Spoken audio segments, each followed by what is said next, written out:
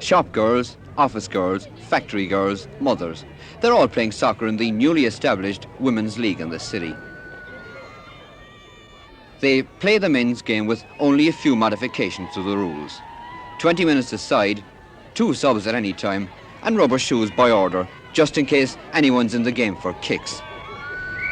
They train 2 nights a week, coached by a manager appointed to each team by the ruling committee, and there's no doubt they enjoy the games.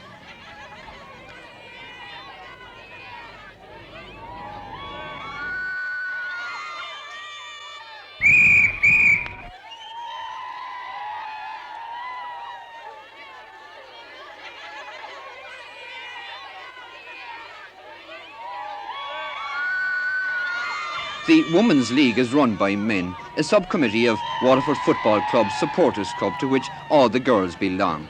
So far, 22 teams of 11 are affiliated and more are expected to join.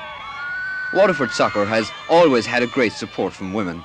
The glamour of the World Cup is added to this, and the real problem here is that there are just not enough pitches. A pity, according to one of the organisers, Pat Sheridan, because to his committee this is not just a gimmick. A gimmick? This is far from being a gimmick, Bill. Both from the committee end and from the girls, this is a very serious business.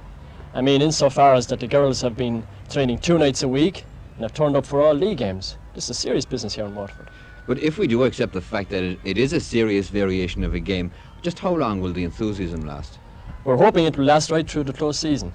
Apart from this 11-a-side league, we're hoping to follow up with a 5-a-side outdoor, and there will be 5-a-side indoor as well for the ladies. But what happens, or have you reckoned without love? I mean, what happens if the girls start to go steady with their boyfriends?